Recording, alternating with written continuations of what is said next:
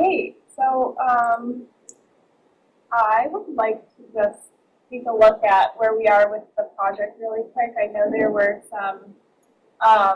we had a few questions. I've started looking at the project submissions, and I think we now have everyone all set in groups. There are a couple of groups that are still orienting themselves, and what I would like to do is I'm going to send out a little survey that I will keep confidential, but I want to see how things are going in the group to make sure everyone's good to go. Sometimes it's pretty hard with people and their schedules to coordinate the group efforts.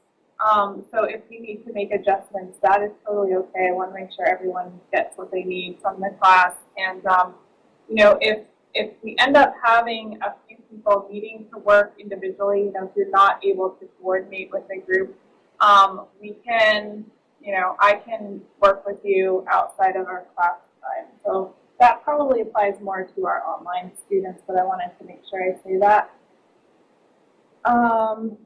Just going to take a look at some of the project materials that I have. As we know, this is going to become more and more of a focus as we go. So I was able to, from our questionnaire, gather these groups, and this is what I assume we have at this point. I know Jack is going rogue. He's going to do time series, so we're going to get to learn a little bit from him when he does that. And then we have just a couple people working individually, and this is what I understand our group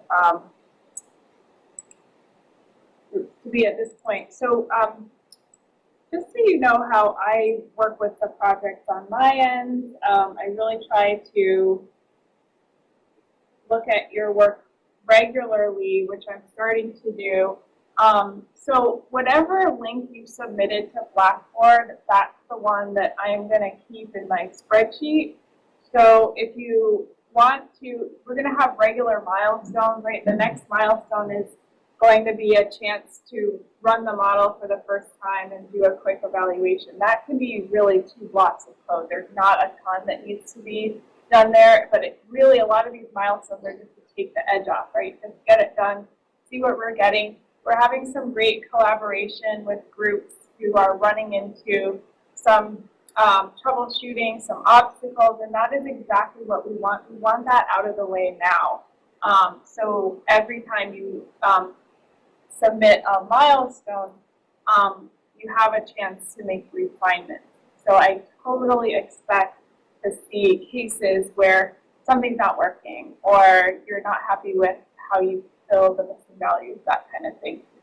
So for example, you may choose to drop missing values, run the model.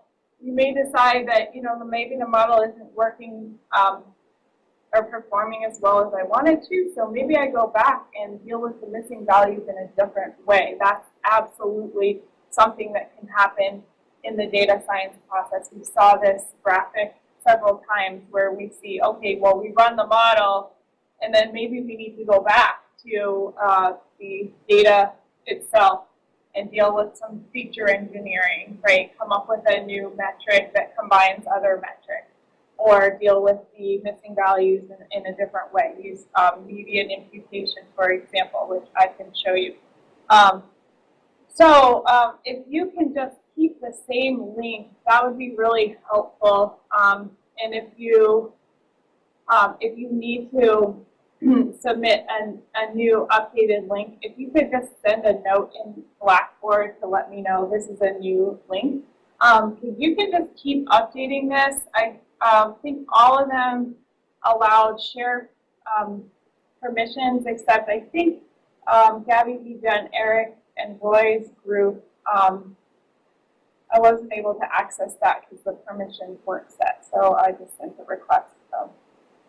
So that's where we are with the project. I have a few project tips today, but our main focus is to take a closer look at regression analysis, and this is important for everyone to have an understanding of regression analysis and how to use the more modern methods for regression. But this is especially useful for those who are doing the regression analysis project.